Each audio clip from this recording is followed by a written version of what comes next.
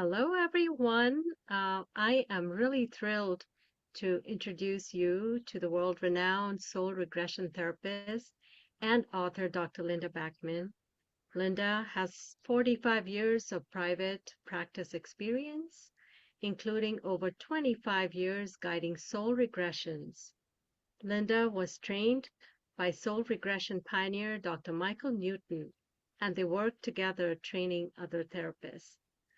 Linda has conducted thousands of past life and between life soul regressions in person and remotely, and she founded the Raven Heart Center and Training Institute in Boulder, Colorado in 1997.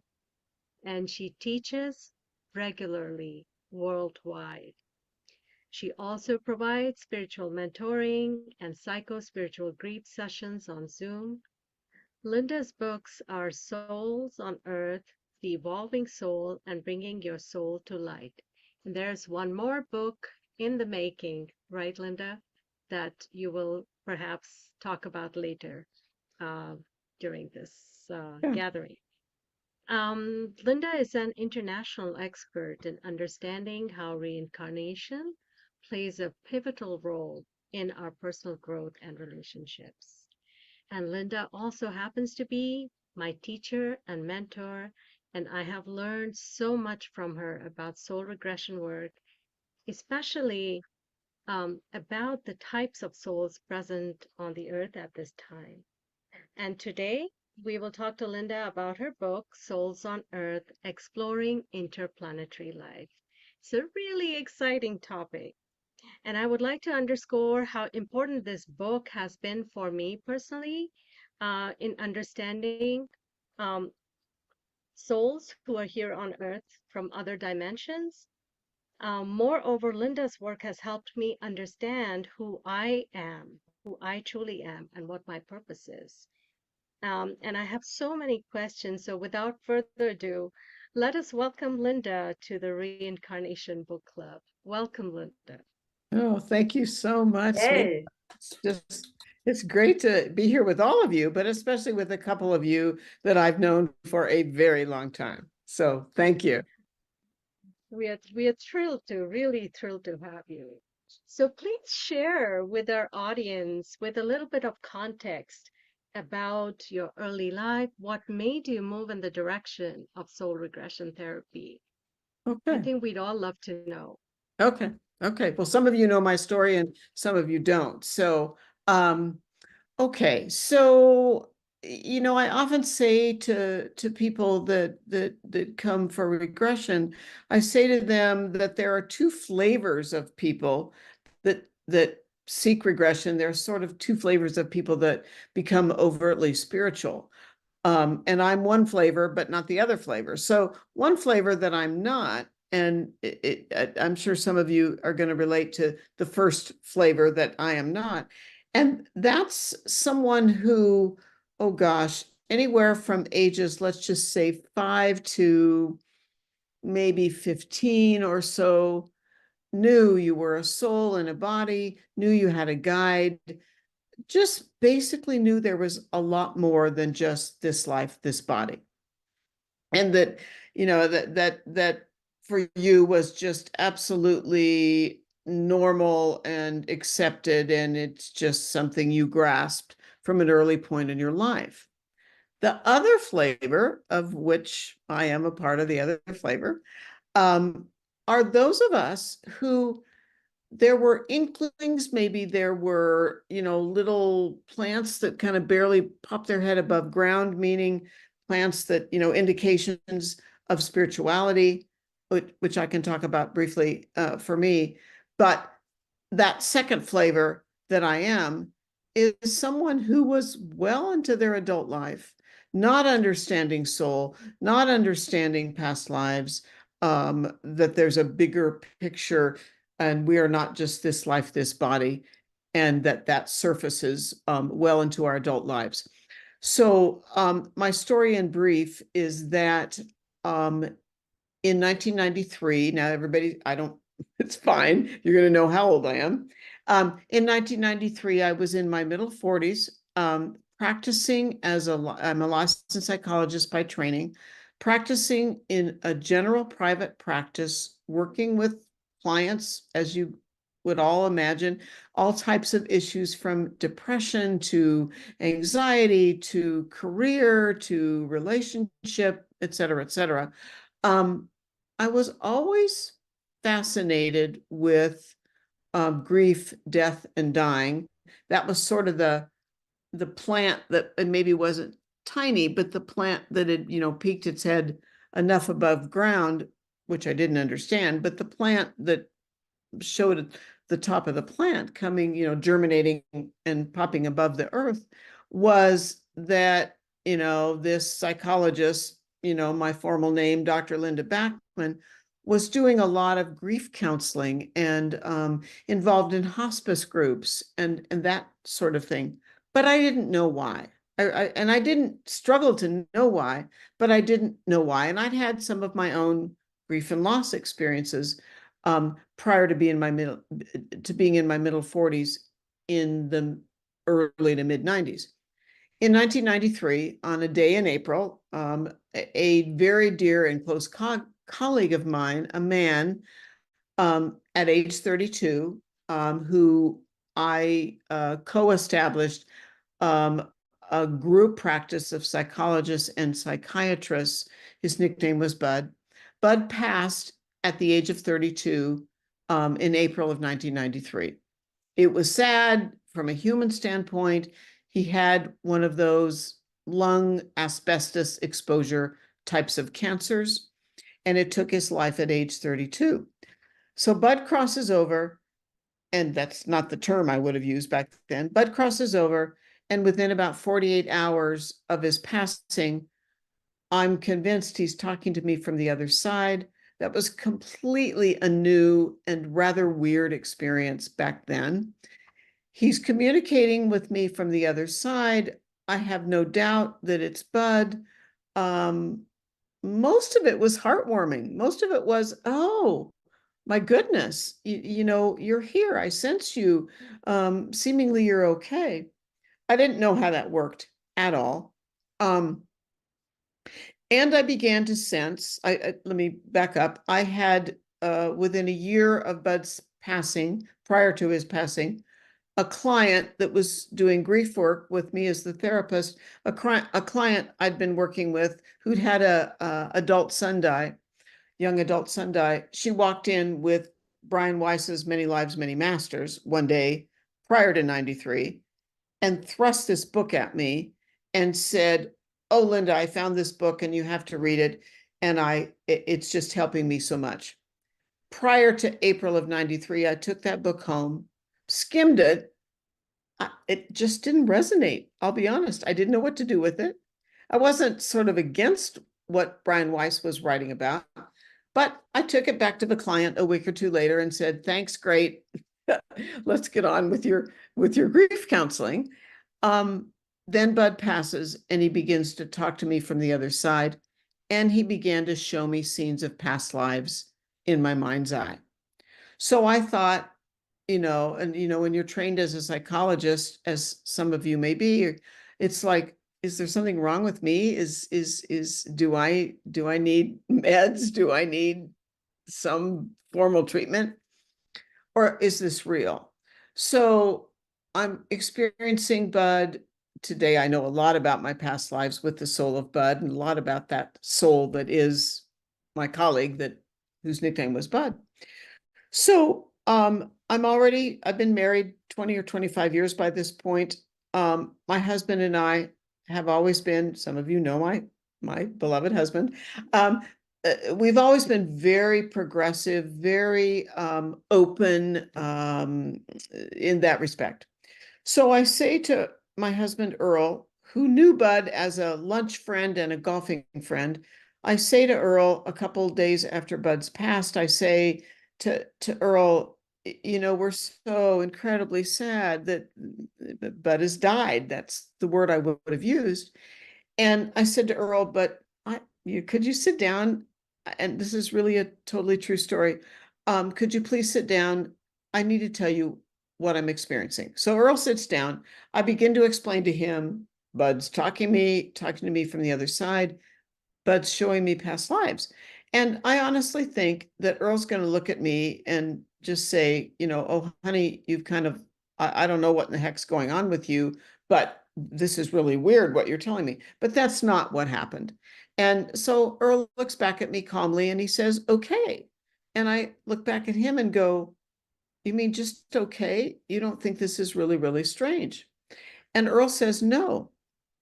And so I say to Earl, um, why? Why don't you want to just say, I don't understand, I don't get this, I don't know if it's real, but that's not what Earl says. And so he says, I ask him, why are you so calm about this?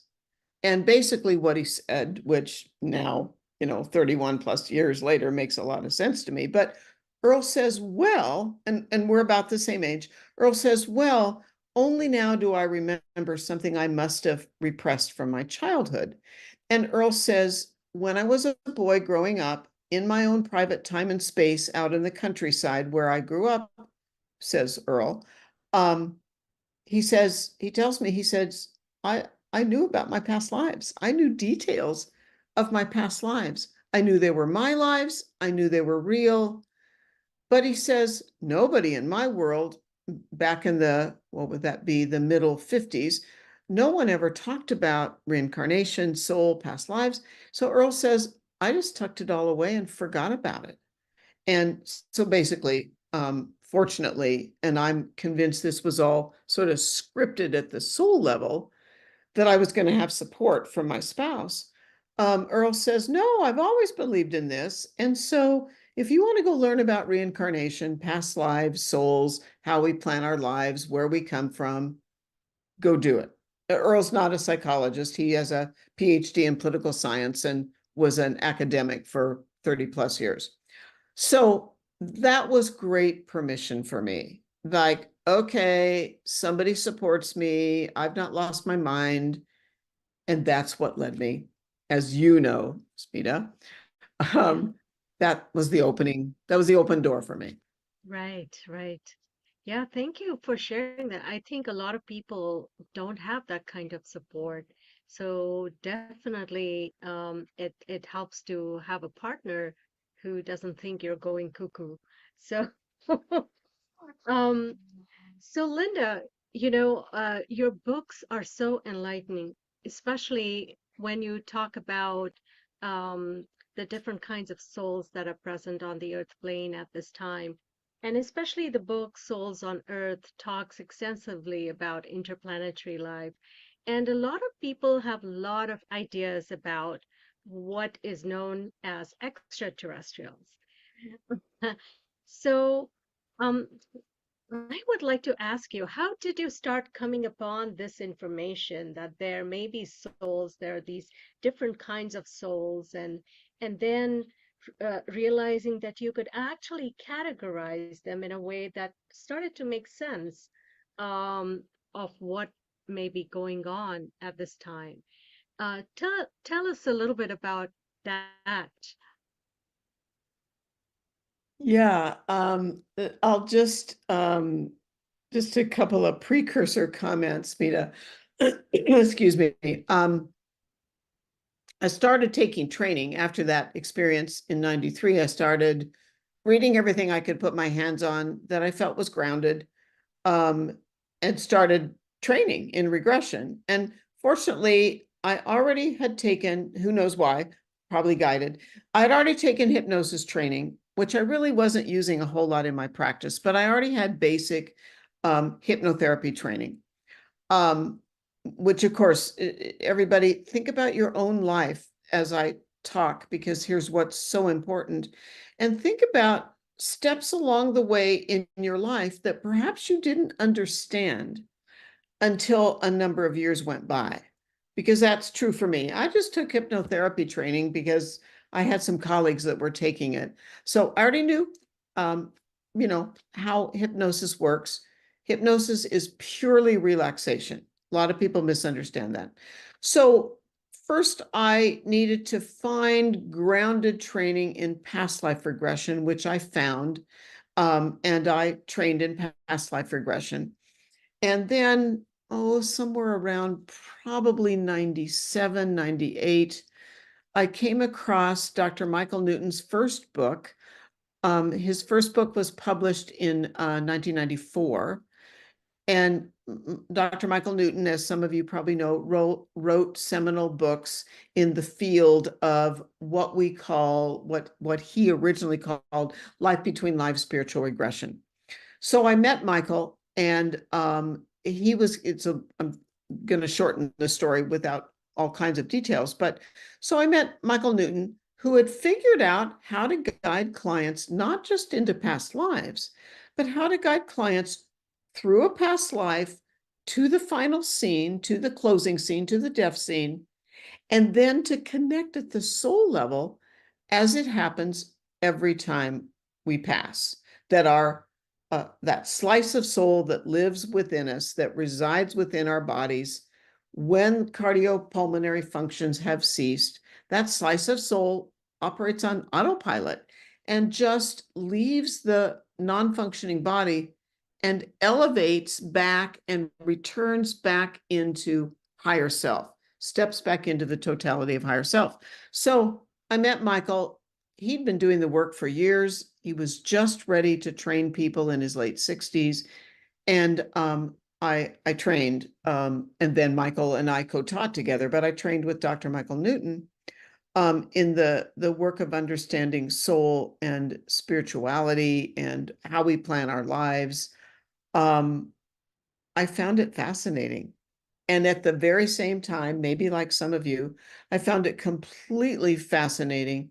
And yet part of me kept being pulled back into my human self and my sort of professionally trained self of, oh my gosh, I'll never, be able to do any more work because people that send me referrals will think I'm ungrounded. Um, Still, that didn't hold me back because that's I know now that it was part of the plan of my current life that these sort of open doors would present themselves, and I'd have to decide whether I walked through the doors or I didn't walk through the doors. So just briefly, and then Smita, we can go into this in more detail. When I trained with Michael, he just knew a smidgen about about souls that incarnate on Earth, but are not souls that really were designed to incarnate on Earth. Michael talked just a tiny bit about that. And so for my first, maybe 6, 7, 8 years of guiding what today I call between life soul regression, soul level regression that includes past life. In the early years of my practice, most of my clients were souls that had primarily incarnated on Earth, that were designed to incarnate, and we can talk more about that. But then 6 or 8 years later, sometime around 2005 to 2007 or so, all of a sudden I started noticing in my regression practice that has been for years, multiple regression clients a week, I started noticing that clients were showing up in my practice that were souls that, my term is interplanetary, but that's synonymous with ET, that were souls that are ET souls. They originate from somewhere in the universe that is not tied to Earth, that is tied to the greater celestial realm. And all of a sudden, I realized after maybe a couple of years that 50 to 60% of my clients back in the 2000s were what I call interplanetary souls, or souls that originate somewhere other than Earth's spiritual realm and aren't technically designed to come to Earth, but come to Earth because they come from healthy locations in the greater spiritual realm, in the celestial realm. And Earth needs the perspective of these interplanetary souls. So, Smita, I'll stop there, but you know me and I know where you're probably headed. So we'll get to the other type of soul as well.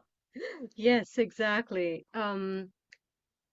the reason I was pulled to your work, Linda, was because my clients were not going into past lives but other dimensions. And I just needed to figure out how to help them. And your books, your work really helped me to figure that out for my clients. So you mentioned in the training and in the books that there are three types of advanced souls. I think it would be good for people to know what you mean by advanced souls. And then also that there are three types that have incarnated on Earth at this time. Could you elaborate on the types of advanced souls and also share information on, because I know you have so much work that you've done in this area. So if you can give our audience an idea of how many are probably present at this time. I think Mm, it would help us understand. okay. Um, Okay. yeah. Yeah. No, that's a great question. Okay. I always try to make this as clear as I can. So what I've learned, and I hope everyone kind of grasps this, I've learned from client to client to client to client. And that's where the information comes from. So, kind of start with basics. So on this planet we call Earth, where we all live, the vast majority of humans, incarnate souls, are what we call earth-based souls. And what I mean by an earth-based soul is that is a soul that was created to incarnate on Earth primarily. That's a soul that starts off as a young, immature soul. I always use the example of, think about for anybody that has children or that has spent time around, let's just say, kindergartners. When you have a kindergarten age child, you don't just say, okay, dear sweet son or daughter, bye-bye in the morning, bye-bye, um, walk out the front door of the house, walk the 3 blocks to get to the bus stop, and find the bus stop, make sure you get there, cross the intersections, and get on the bus and go to school and find your classroom. Okay, who does that? What we do is, it's okay, kindergarten son or daughter, let's go get in the car. I'm going to take you to school. I'm going to walk you into the classroom. I'm going to make sure, your coat gets hung up where it belongs and your lunch goes where it goes. And probably during most of your kindergarten year, I'm going to make sure you're taken care of and supported. And then in first grade, you're going to be less supported. And in second grade, you're going to be less supported. Well, that's the way a soul evolves. So earth-based souls start out as young souls. We were all young souls at a certain point in time. Probably if you wanted to listen and be part of listening to me, but part of the Reincarnation Book Club, you're not a young soul, or you wouldn't be interested in these types of topics. So earth-based souls start off as immature souls. There actually is a place in the spiritual realm that we might call the soul nursery that helps prepare earth-based, very young souls to incarnate. And then earth-based souls keep coming to Earth over and over and over and over to grow and evolve on Earth. And to sort of not make it too complicated, we have free will when we come to Earth. So we can make free will choices that aren't the most useful choices. We gather karma. We can balance that out in later lives, of course. We also gather dharma. We gather accomplishments, or dharma means soul intention. We gather dharma, which means, what did I learn? What did I accomplish in a previous life? And so about 90 to 95% of humans on Earth are earth-based souls, and that same 90 to 95% are, if we put soul evolution on a 10-point scale, 90 to 95% of all humans are 3s to 6s and not evolved souls. Then if we take that, let's call it, just for the sake of discussion, let's use the percentage, which this has come forward in regressions many times for me. So if we say there are 5% of humans that are more highly experienced souls, we have to work hard to become that, there's nothing wonderful. We have to work hard to get there. About 5, maybe 6% of humans are more experienced souls. And then you have to split that apart. This is what I've learned from regression. You have to split that apart into earth-based souls, which is probably about 2 to 3% of that 5 to 6% are experienced earth-based souls. The other 2 or 3%, we have to split apart into 2 other types of souls. So the 2 other types, one is what we've talked about, my term, interplanetary, call them star seeds, call them ETs, same term.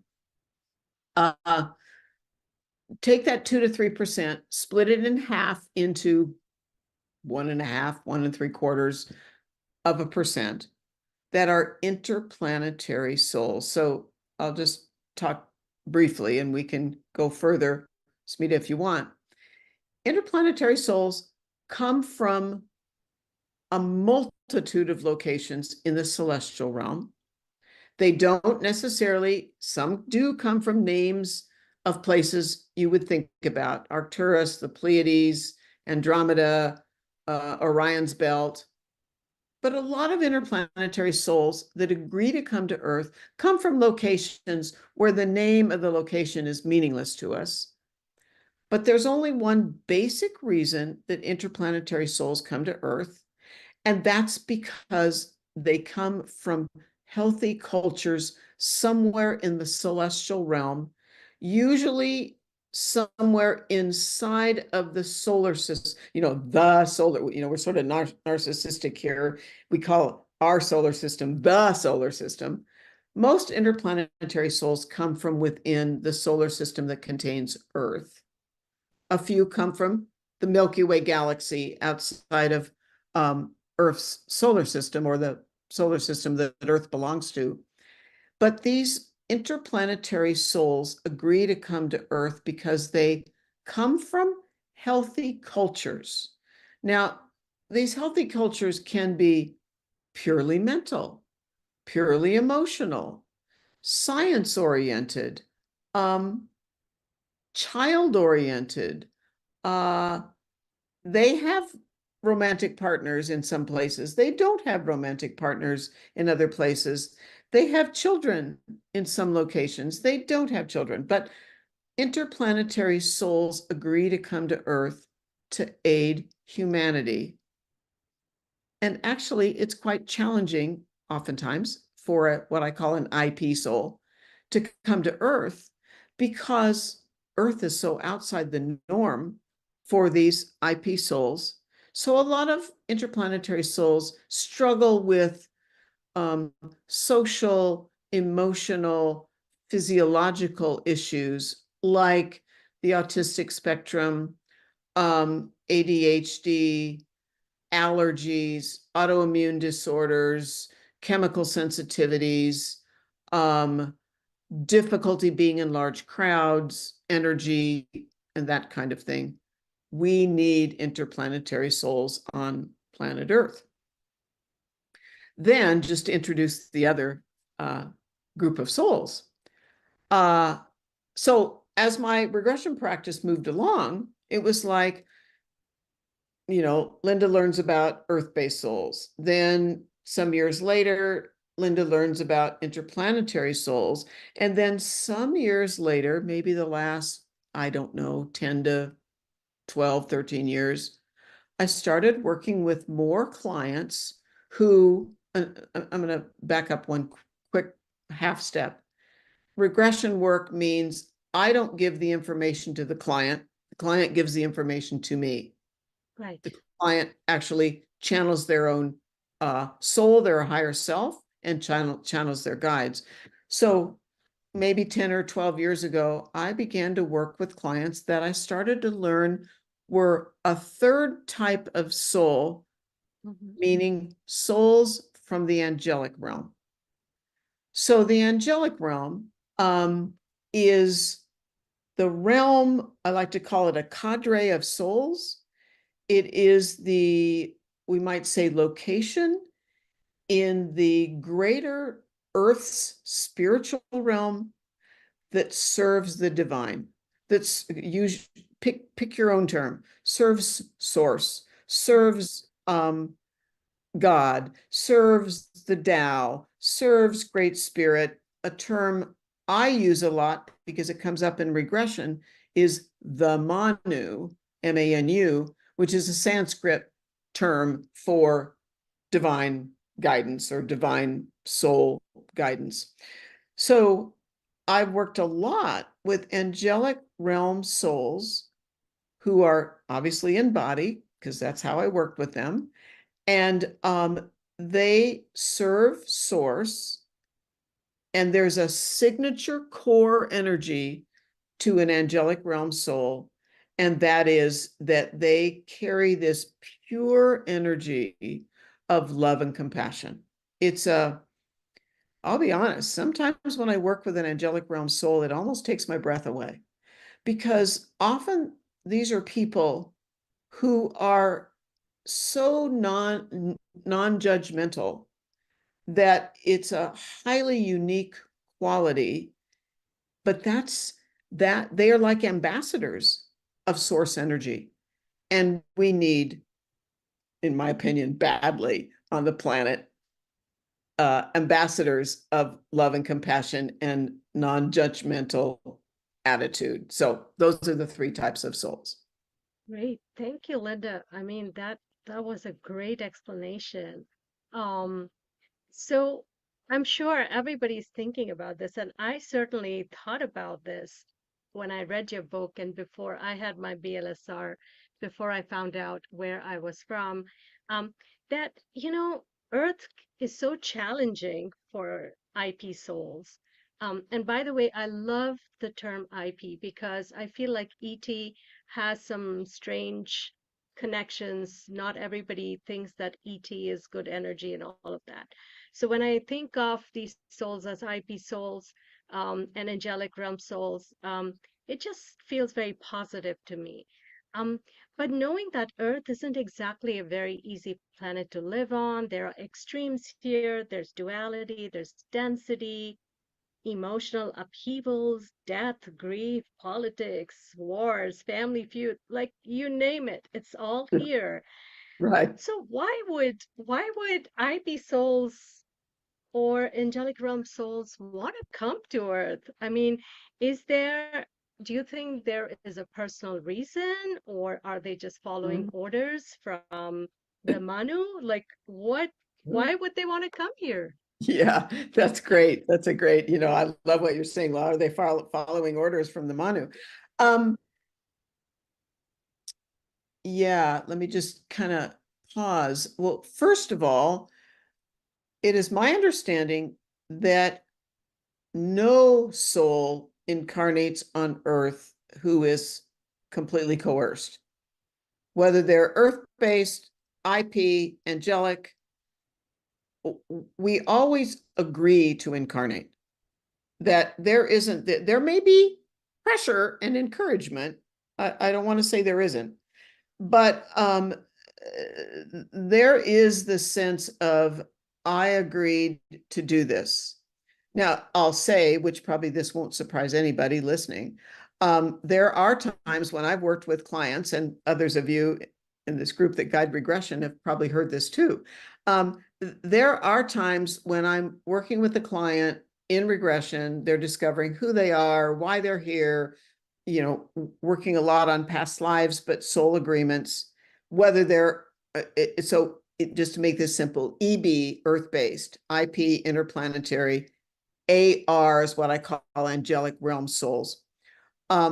There are clients that will say, sort of like, not just completely joking, what was I thinking to come here?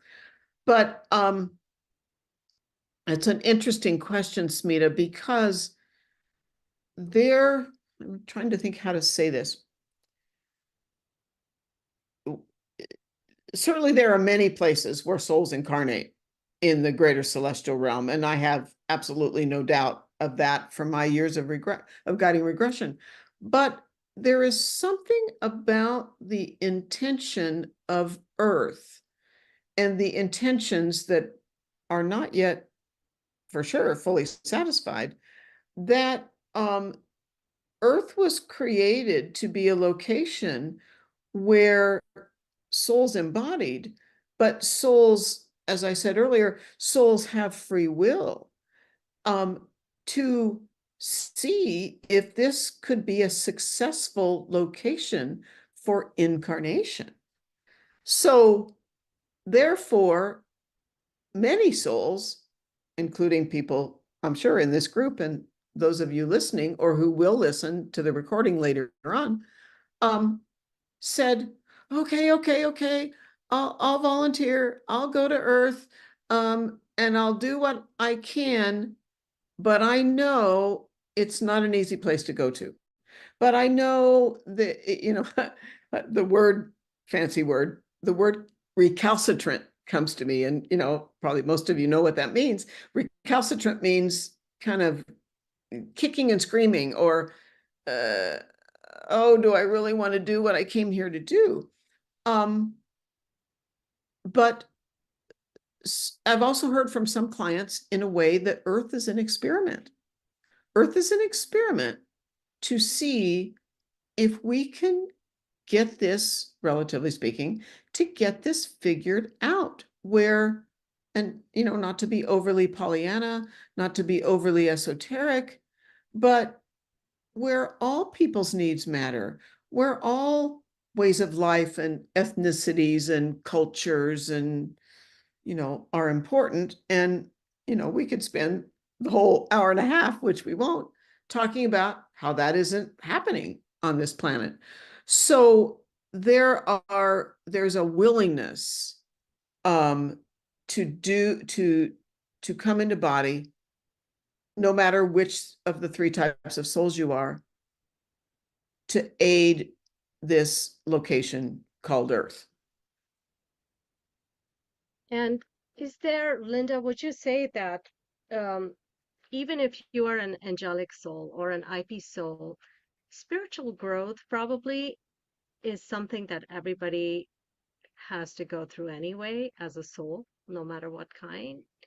And so Oh, perhaps coming on the earth plane allows people to grow no matter where they are coming from. oh yeah. I mean, that's a really useful comment, Smita. Whether you're Earth-based, and IP or angelic, we come here to continue growing and evolving, and no soul comes here perfectly evolved. So all souls come here to work on ongoing evolution, and to clean up past karmic issues, but to work on ongoing evolution. But I'll just add in, and just different extraneous things pop into my mind. Of late, I've been talking to 2 or 3 or 4 people I know well that are colleagues. And one in particular, I'll make this generic so I don't out this person. But recently I've had a lot of discussion with a close friend and colleague, who's a beautiful teacher, and who recently went through a serious health scare, and which could have turned into potentially a terminal diagnosis.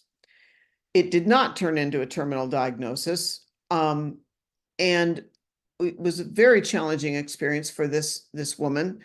But what she realized is that she walked up to what do I want to say? Well, walked into a choice point, walked up to a choice point, soul level and human Right. level, walked up to a choice point and decided if she wanted to add on more soul evolution to this current lifetime.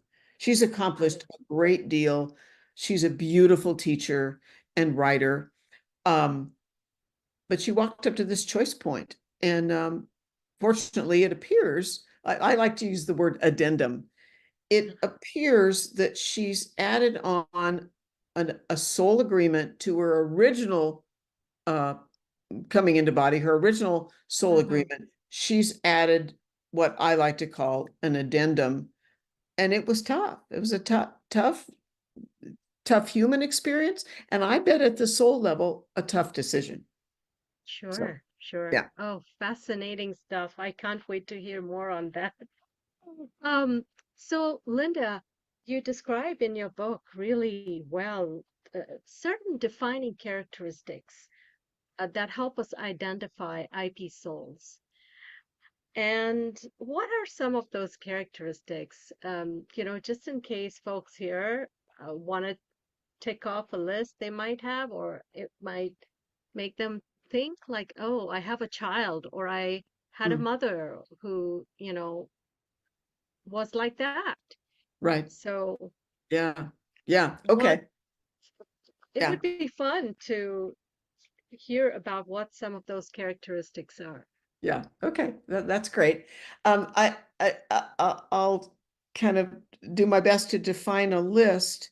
And everybody, as you listen to this list, I want you to think from minor to major. In other words, some people can, put a check mark next to almost everything I say on the list. And the symptoms related to these check marks are pretty substantial. But keep in mind it's a spectrum. So there are IP souls that manage pretty well in the human body, and there are others that don't. And usually the reason that some interplanetary souls manage fairly well in the human body is usually because they've had a fair number of incarnations on Earth. So they've become adapted to um, the energy, the chemicals in the environment, the diet, and that sort of thing. So common signs of a interplanetary soul. One easy one to start with is the autistic spectrum. A lot of the time, people, children or adults, diagnosed somewhere on the autistic spectrum are interplanetary souls. And, there's nothing wrong with these people. It's that they don't come from social and communicative environments that are like the human world. They probably don't talk, they communicate telepathically. Um, they may not socialize a lot. Therefore, the social issues that show up on the autistic spectrum. So autistic spectrum, um, minor to major digestive disorders.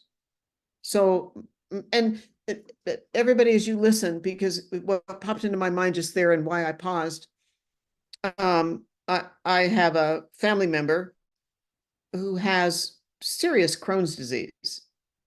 This particular family member, I know a lot about his soul. He's he's not an IP soul. So everybody, as you listen, don't just quickly pigeonhole.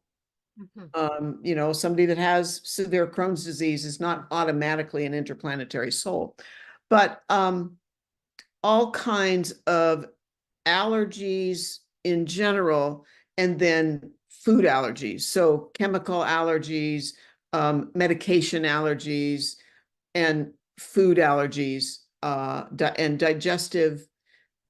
Often someone whose diet is really, really narrow. They can't eat this, they can't eat that, blah, blah, blah. That's often an IP soul. Autoimmune disorders, Let me just think for a minute. Um, so here's one way you can often figure out an IP soul, even if this person's not had a regression. Couple things. Often interplanetary souls were children that were fascinated with the night sky. I've heard this more times than I can remember. If I do a regression, the client discovers or resubstantiates their interplanetary soul. They were a child at age 5, 6, and 7, where their parents said, okay, Susie or Johnny, come away from the window, because they love to stare at the night sky because they know where they come from. Right. Interplanetary souls are almost always extremely advanced in certain skills, whether it's writing skills, spiritual abilities. An interplanetary soul may struggle to operate in the human body or operate in human ways of life, but they come from an advanced culture. Therefore, they have some type of advanced skill. It could be music, it could be art, it could be IT, it could be anything. So, and then just people where, so probably all of you know, or maybe it's not obvious, I'm an earth-based soul. I don't take a lot of medications, but I'm not overly sensitive to medications. IP souls often have opposite effects, adverse effects from, some kind of script that they were given. Yeah, so maybe that's a good. Great. No, I Yeah. think that's a great starting point for anybody who's wondering whether they are an IP soul. They've always kind of felt like a, they were a fish out of water. It's always felt a little bit strange being in the body. Or if they have a loved one, a child, for example, who struggled with autism or any other kind of what we consider disorders Right. in our world, human world. Yeah. So, I and we've talked about this so much, Linda, in your work and in your book as well, where you mentioned that IB souls are a gift to us, and they're here to raise the vibration of Earth. Now, what are some of the challenges that you feel Earth is facing, um, because of which IB souls are coming here? What challenges are they equipped to help us with and help us navigate through? Um, I would love for you to say a few things about that. Yeah. And then that might be a good segue, Smita, into how does the higher realm try to aid Earth? Hmm. Well, I'll just say, I mean, again, no one's listening if you're not spiritually oriented. So for spiritually oriented people, we often come in sort of two, not the same two categories I talked about in the beginning, but sort of two categories. Some of us, and I'm this way, and obviously I'm an earth-based soul, so it's probably part of the reason I'm this way. I am very focused on current issues, geopolitical issues, problems on our planet, the way food is processed, healthy food in the grocery store, non-healthy food in the grocery store. I'm pretty focused on way of life and that sort of thing. As opposed to some of you probably listening, spiritually oriented people, it's like you don't want to watch or read the news because it's too difficult and you're too triggered by it, and it just affects you in very much a problematic way, and that's fine. We need to know who we are and what works for us and what doesn't work for us. um, but we see, I think, for anybody that you know either turns on the news on the TV, goes to a web page from, or hopefully does a reads more than one web page so that you compare information you're receiving and to see what's valid and what's invalid. But we see so many issues on our planet that are, whether it's related to serious geopolitical issues that relates to Russia and the Ukraine, or Israel and Hamas, and that kind of thing.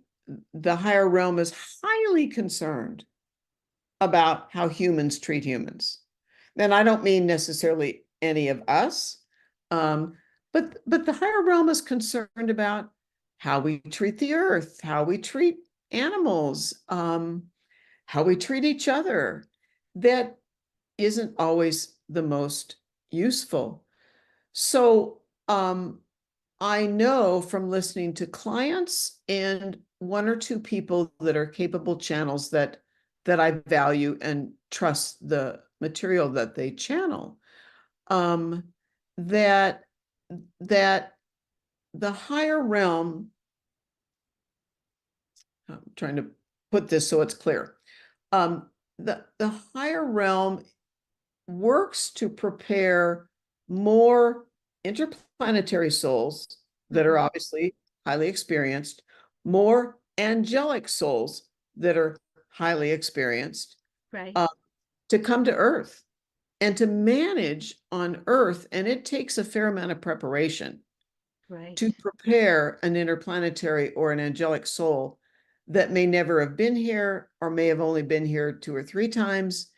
It takes a lot of preparation because IP souls and AR souls come from healthy locations, whereas Earth-based souls evolve coming here to Earth over and over and over, Mm-hmm. repetitively, and get somewhat used to coming to Earth. So I know there's a push in the higher realm to prepare more IPs and more ARs to come to Earth to bring that healthy perspective, um, Right, to this planet.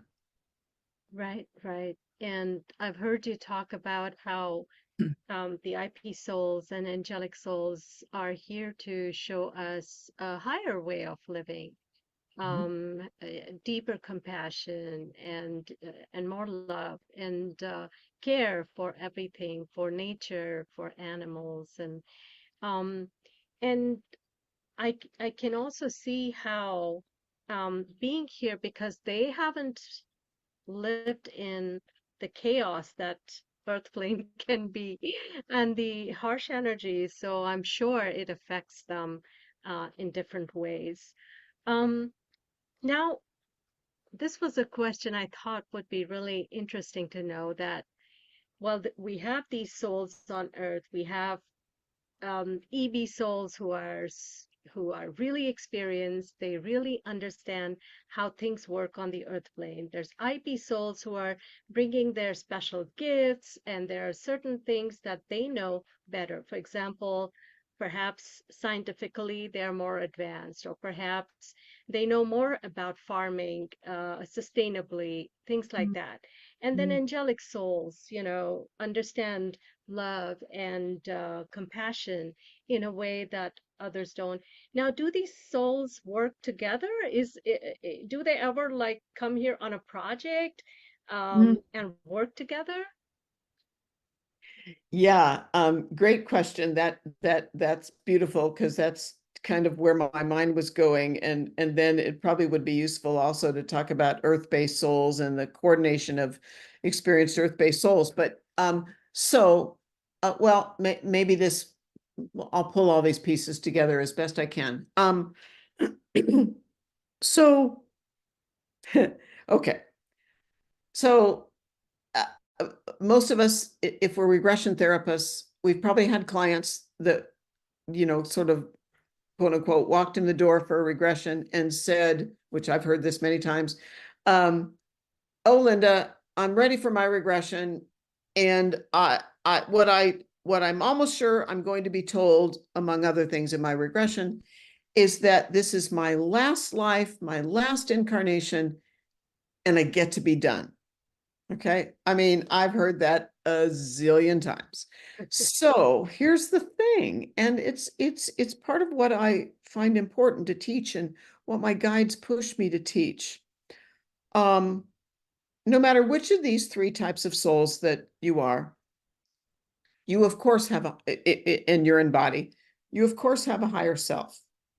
That's the soul energy you didn't bring into body. So, you know, Linda's alive because she has a slice, a holographic portion of her soul energy that resides within me that Mhm. caused me to live and breathe at birth. Right. The remainder of my soul, and we can, if you want, we can get into, can we have more than one incarnation simultaneously? That's another topic. But the remainder of the Linda soul, or the same would be true of Smita, the remainder of the Linda or the Smita soul is our higher self that resides where our soul originates. So as an earth-based soul, my higher self resides at what we might call fifth dimension or higher, Mm-hmm. where souls work together. So higher selves, no matter which type you are, higher selves have roles and responsibilities at all times in the spiritual frequency where you come from to do coordination work. So, to make this maybe not quite so muddy, there is an Earth High Council or an Earth Congress. Now, please don't think about the US Congress, because then you'll go, oh my gosh, they're a mess. Because, of course, in many ways, they are a mess. But there is an Earth High Council or an Earth Congress. There is an interplanetary council, and there's an angelic council. I'll try my best to define these. So the Earth High Council is made up of higher selves of experienced Earth-based souls that are probably sevens, eights, and above, because they have the wisdom, they have the Earth experience to work together. So what's their purpose for working together? The purpose for, just to use EBs first, the purpose for the higher selves of experienced Earth-based souls to work together in a Congress in Mm-hmm. the higher realm is to do what they can to guide Earth, is to come to various agreements of how they can do their best to guide souls in body, Earth-based souls in Mm-hmm. body, Right. to make healthy choices. Now, they don't come down here and like we're not marionettes. So it's not like all these strings are pulled and we're forced to do anything. We still have Right. to make free will choice. So that's the Earth High Council. The Interplanetary High Council is made up of representatives from a variety of locations, mostly in the solar system that contains Earth, Mm-hmm. almost again like a Congress, to Right. work together to try to help humanity. The same is true of the Angelic Council, to work together to assist humanity. And the angelic realm, as probably most of you would imagine, the leaders of the angelic realm are the archangels. And it's my understanding from regression, the senior archangel is Archangel Michael, who is the lead coordinator, but there are other archangels that coordinate the angelic realm. Some of the archangels come into body on earth and some don't. So, yeah. Got it. Got it. Wonderful. I have a lot of questions, but I feel it's time. We are after 5 o'clock now Yeah. here. So it's time to open the floor up for questions from our audience. And so let us see. Gonna go to gallery view, and please raise your hands to ask a question. And feel free to unmute yourself after I call your name. Let's see, is anyone? Okay, Michael? Yes. Please unmute yourself. All right. Am I okay? Okay. Yes. Yeah. Are we living in a simulation, and is there such a thing as a soul catcher, and we can't get out of this simulation, and it's a constant recycling of the souls that we can't get beyond to the source? I've heard people with that theory. I know it's crazy, but you probably run across it, Linda. So what are your thoughts on all that? Yeah, I mean, I was about to say, Michael, before you asked your question, I wanted to say to people, don't think any questions off base, because no questions off base. No, and I can only give you answers, Michael, based on years of guiding multiple clients.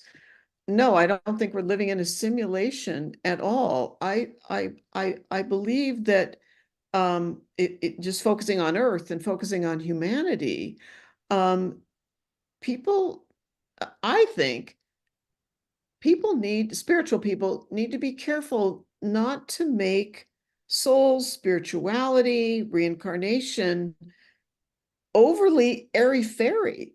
And by that, I mean that it's grounded reality, that our souls evolve in real time. Earth is intended and hopefully continues to evolve in real time. We're not stuck in a forced, hamster wheel. Yeah, I don't believe that's going on. And honestly, I've never heard that from a regression client in almost 30 years. glad to hear that.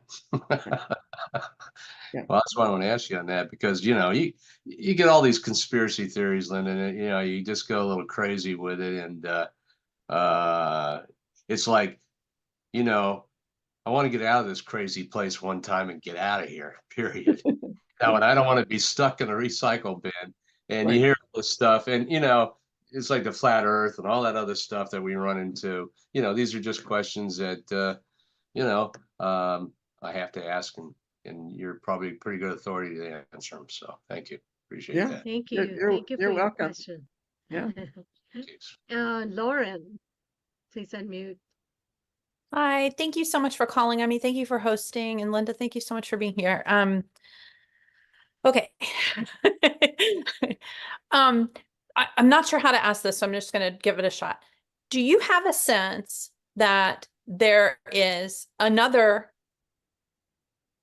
councils or other organizational, I'm not even sure what the right word is, in other worlds that are beyond our solar system or galaxy? Like, do you have a sense, or have you had anyone who's maybe journeyed, or their soul has journeyed outside of it, like an intergalactic kind of thing?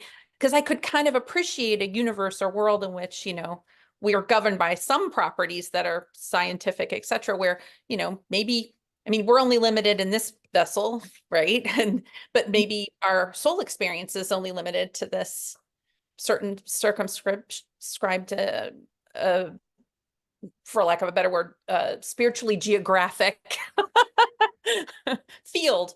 Or what about outside of that? That's just my curiosity. Thank you. Oh, Lauren, that's a great question. Because I work with so many interplanetary souls in my practice, I mean, I would say that currently when I work with clients, and I guide between life soul regression 2 to 4 times a week, most weeks. So yes, I totally believe what you're saying is true. Oh my gosh, some of the client sessions are completely fascinating. From the standpoint of and I don't tell the clients where they're going. I just support the process and they tell me. Clients that came from just as an example, clients whose soul originated, IP soul clients, whose soul originated somewhere in the greater celestial realm, and I'm not going to pigeonhole whether it's inside of the solar system that contains Earth or outside of the solar system that contains Earth. But I have clients who will say, my soul originated in a location, a planet, a star system, an interdimensional space, that sort of thing. But either I don't go back there because I don't need to go back there, or that original location is gone. It was either naturally destroyed or destroyed in some opposing location, some kind of war in the IP realm. And then sometimes these clients function on spacecraft, and their home location is literally a spacecraft that is described in, fascinating, exquisite detail. So I have no doubt, Lauren, that what you're saying is true, that there's a lot more going on in the greater celestial realm. What my guides, for me, what happens for me and what my guides tell me is they bring it back to Earth and they bring it back to humanity, because all my clients agreed to be on Earth in one way or another to support humanity. Well, So we're all here. that's, yes, exactly. Exactly. But that's a great question. Thank you. That makes so much sense. Yeah. Yeah, Awesome. thank you for your question, Lauren. It just is very comforting to know that all these wonderful souls, we're all working together to make Earth a better place, um, in our own way, finding our purpose here. Um, Vinita had a question she asked a little bit early on, and her question was, can interplanetary souls come from cosmic races that are, say, serpents or cats, and so on? Do you see that, Linda? I mean, yes, I'll answer that in a couple of ways. Um, of course, I say of course, the physical structure of an IP soul at home is so varied, It might look human, it might look like a cat, it might look like a dragon. There may be no dense physical structure.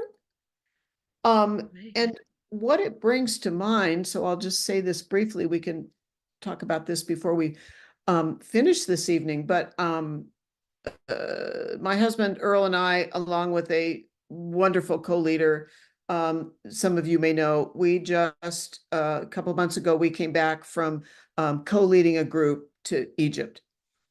And Egypt is the most advanced of the original civilizations on our planet. The gods and goddesses, the pantheon of deities that were determined and were taught in the early dynasties of Egypt, they had all kinds of forms, from birds to cats to, I mean, probably most of you know that. And because our time in Egypt was spent, my co-leader is an interplanetary soul who lives in Egypt and can track her past lives and her work in the early dynasties, who can read the cartouches on the wall, that can read the figures that you see in these ancient sites. I have no doubt that physical form can be almost anything in terms of an IP soul. Got it, got it. One question that I really wanted to ask Linda was, if we do know an IP soul, say I have a child who may be an IP soul, how do I take care? How do I support them? If you can offer any advice on how to best support somebody that we know uh, is an IP soul. Yeah, I mean, that's beautiful, Smita.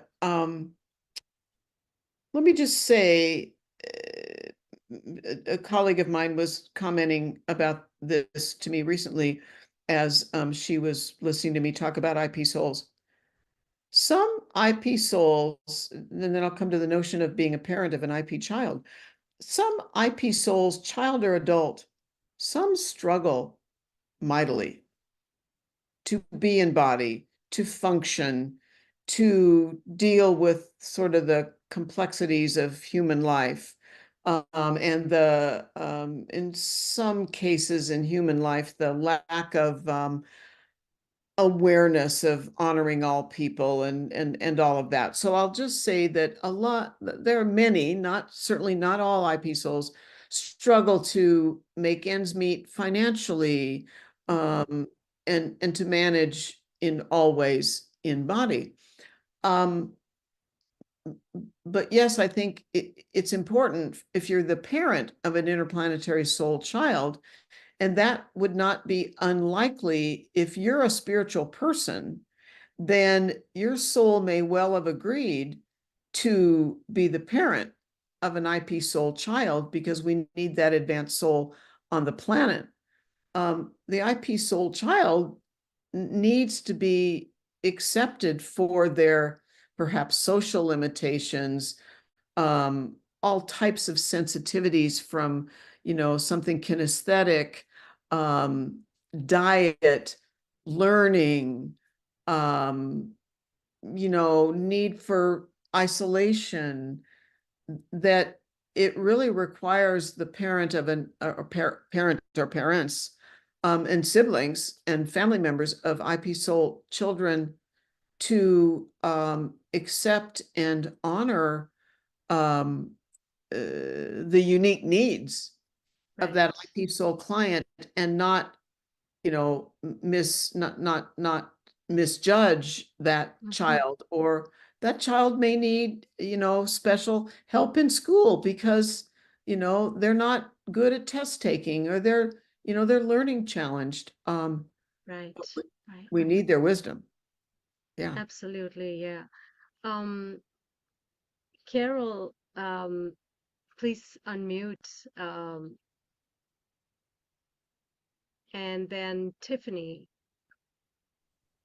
It's so funny, Linda, you were describing me to a T. I'm definitely one of those IP souls. And and I have dyslexia too. And it made me wonder, I wonder if that's part of the whole IP thingy. But I have another question, coming back to something you talked about, the geopolitical thing that you're concerned with. And I have some concerns about it also.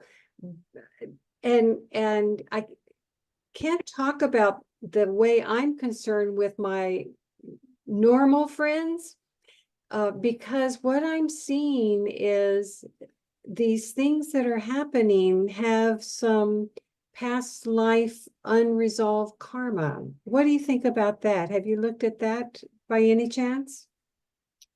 Yeah, I mean, this is the beauty of a group and things that many of you, in this case, you, Carol, are going to bring forward. That's an important piece and kind of a fascinating piece. I have worked with some clients, some interplanetary clients, who have karma from an interplanetary past life or interplanetary past lives. And so they have karma with another or other IP souls. And at times, those IP souls also come to Earth and incarnate in their current life. And then the client is dealing with karma and people in their life with souls where there's past life IP baggage. And I've not come across this a lot of times, but I have in some cases, and I'm sure there's a reason for that. I'm sure there's guides had something to do with, so past life karma, complicated relationship in a IP past life, and then those souls end up in human form and end up clashing on this planet. Carol, is that what you were asking? I definitely agree with you. I think it's like one of those puzzles that's multidimensional, you know, you get a piece here, but there's another piece that's connected up here. Mm. And yeah, and I've actually had some experience with that type of thing as well. So yeah, just really love it. Thank you so much. I'm really enjoying this conversation. I'm sure everyone is. So I know Tiffany wants to ask a question. Thank you, Linda. This has been very informative. I was going to just follow up. I had just written it down in the chat that IPs you were saying that are here to support humanity. And I was just wondering if that was dualistic or, I sometimes wonder if people come here to create a ruckus too, to change things in such a way that are not positive aspects for our planet, but are extremely negative to shift humanity. And so I'm just wondering on the level of paradigms being shifted, evolving consciousness, how's that unfolding? I don't know if that's too big of a question. Well, no, and I'll try to answer it. And then Tiffany, if I'm not understanding, just please say so. So I think in cases of, I mean, you all probably can tell I'm very much a news watcher and very involved with that. And there are reasons, which I won't go into, that that's part of some of my soul commitments. But like, for instance, what we would call terrorism, or what we would call the invasion of Ukraine by Russia to take over sovereign territory. I personally have no doubt that that's free will choice. That's free will choice on the part of certain countries, certain leaders. But that's not to say there aren't times when certain sort of, we might say less, whatever this means, less heinous behaviors are a push for us to evolve. But not things like terrorism and harming people and murdering people for no reason other than ego. Yeah, yeah. I'll just add really quickly, because I'm sure there are more questions and I know we'll run out of time shortly. But there's a piece that I could kind of feel my guides want me to talk about, and I'll just say this briefly. Again, none of us in this group are young souls, or you wouldn't be spending your time this way. So when we're not young souls, and this may seem like a strange segue, but it feels important just to comment about. When we're not young souls, and remember that our higher selves are working, if you're earth-based, your higher self is working in the earthly spiritual realm. If you're IP, your higher self is working in the IP realm. And if you're angelic, your higher self is working in the angelic realm. At times, we as more experienced souls agree to sort of upgrade ourselves, upshift ourselves. We're going to take on new responsibilities, or our higher self is working to aid humanity, and our higher self serves as a guide to aid humanity. Then at times we're going to feel a day where we have far more anxiety than normal, a night where we don't sleep very well, a day where our stomach, we know we don't have a stomach flu type thing, but our stomach just feels off, or a day where we're just not hungry, or whatever. Those of us who are more experienced souls at times are affected by either expansion, energetic expansion that's going on to prepare us as humans to take on more responsibility, or what our higher self is doing that will show up in symptoms that you wonder, why do I feel so anxious today? Or why was I awake so much last night? That's often when change is occurring. So. Right, right. And this is a little bit different from like being awake around full moon or whatever, but this is like a Right. sudden, happening that you were perfectly normal and then the next moment you're not. Exactly. So Wonderful. Do folks have any other questions? I would like to give Linda time. Well, Martha, you have a question? Yes, thank you Yes, for please. thank you, Dr. Bachman. I appreciate all the time that you're committing to this. I have a question. I'm a clinician also, and I'm wondering if you have ever experienced having guidance or even some channeling when you're working with clients. It's sort of a spontaneous thing, or if you have a sense that there's, like Team Bachman in the spirit world behind you, helping you out.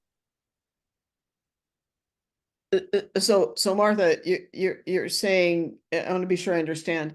Do I ever feel like I'm sort of being talked to or guided as I'm working with the client? Yes. Yeah. Oh, absolutely, a lot. That things just drop into my mind that I know didn't come from me because they're too spontaneous. They're just like, oh, suddenly a thought is there or a comment is there. So for sure, so often I'm what we call in shamanism, I'm the hollow bone, um, serving the purpose for which I've agreed to serve. Absolutely. Thank you. Yeah, you're welcome.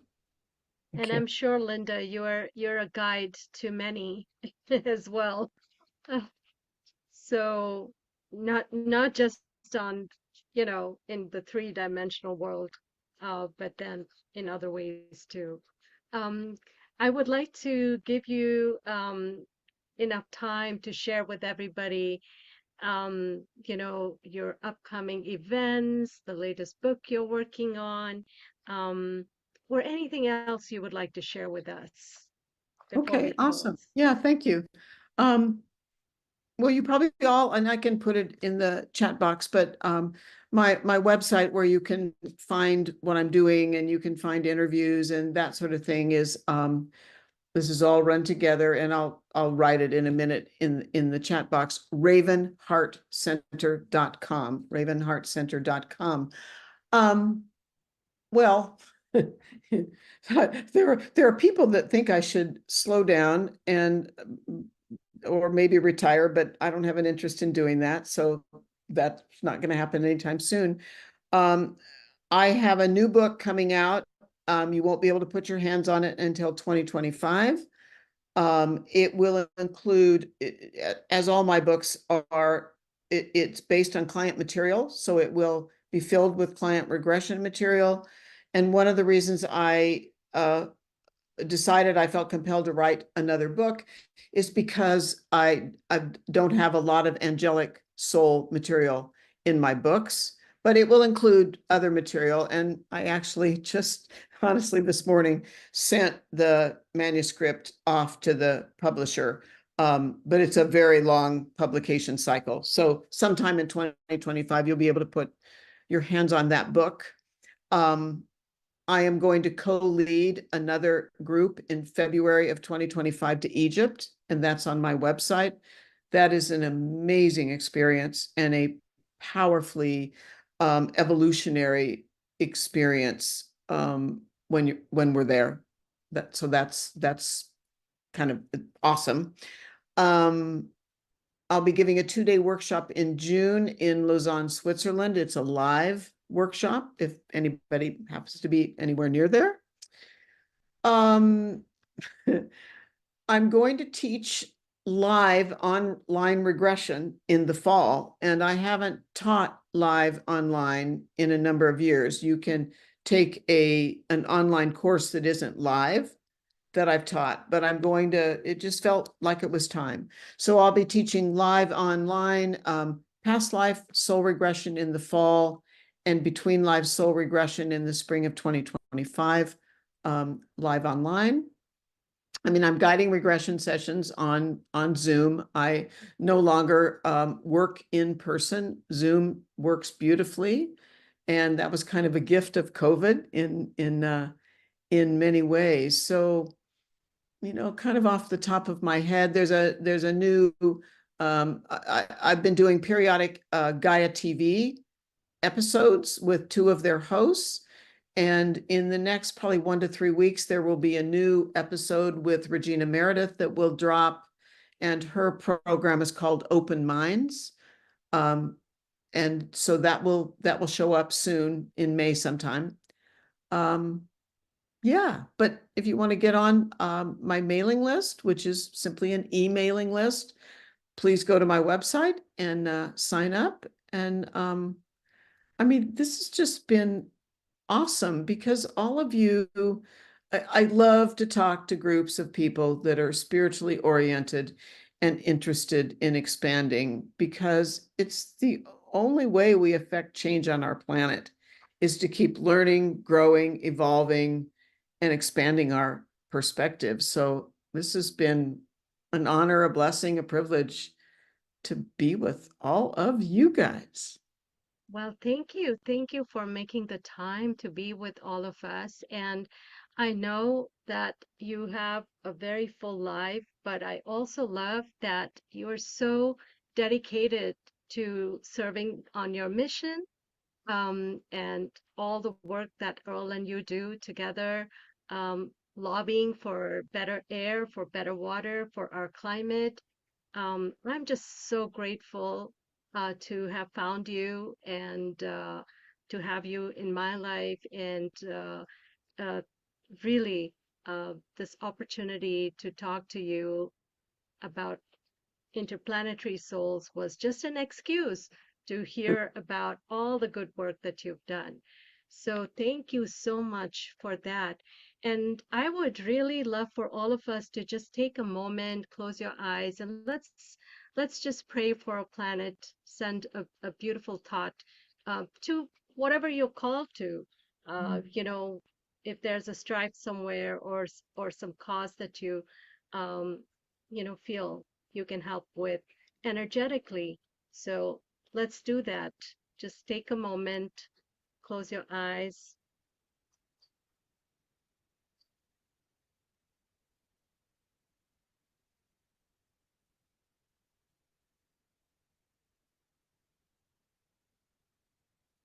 Thank you. Thank you so much. I would also love to thank Carol Louie, who has created this space for all of us to gather. We have a term that we use in India, it's called Sangha. And Linda, you may be familiar with the term Sangha, and some of you who've studied Buddhism. But Sangha is a gathering of people who are devoted and dedicated to their spiritual growth, and they help each other grow. And I just really feel that way about this beautiful book club and the space that Carol has created. Thank you so much, Carol, for this opportunity to interview Linda today and for this space. And thank you, Carol and Smita, so very much for all your commitment and coordination.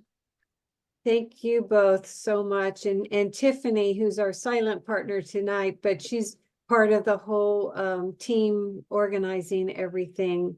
And this was absolutely wonderful. I just feel the energy radiating out, and beautiful questions. I so love creating sacred space where we can ask these really provocative questions. So, and hold the space for one another and everything that we are working on to help ourselves, to help all of humanity. So thank you all for joining us. And next month we switch to the group regression. John was here. He had to leave. He had a problem at home that he had to take care of, so he had to leave. But he will be our facilitator for the group regression. So I hope you will join us for that. And plans are coming together so beautifully for the symposium. Mark your calendar, October 25, 26, and 27. It is going to be magical. It is magical already. I just see myself there. Even though it's 6 months out, I'm already experiencing the magic of it. So I hope that all of you will be able to join us either in person or online. And we have some extra treats though, if you do come in person, because you know, it is right around Halloween weekend. So again, thank you, Linda. Can I just add something really quick before we all sign off? Yes, Oh, I know I'm have to interrupting. thank Wendy also for being a silent partner. yes. No, that's okay. No, because I'm also honored to have Linda as my teacher. I wanted to encourage everyone. We were talking mostly about the the souls on earth tonight, but all of Linda's books, and of course we know the one coming up, are filled with fascinating, very, very illuminating information. And as she says, lots of quotes from her sessions, real life sessions. So I really encourage people that have been, I know, really fascinated tonight. Read all the books. You're going to want to read all the books. They're really, really good. Yeah. Thank you, Wendy. Thank you so much, Linda. Beautiful evening. Really loved it. And I just want to also acknowledge Smita for joining us from the angelic realm in this incarnation. Yep. Thank you. Thank you, everybody. It's truly an honor to be in this space with all of you, truly. Yes. Thank you. We hope you will join us again 2 months from now for the next Reincarnation Book Club. I'll put out some information. I think I've already put out information on the meetup page, and we've got an even bigger surprise in November. So worth coming back for. So thanks, everybody, and have a wonderful rest of your day, evening, and we'll see you next time. Thank you so much. Bye, everybody. Thank you, Anu, for joining Thank you. in.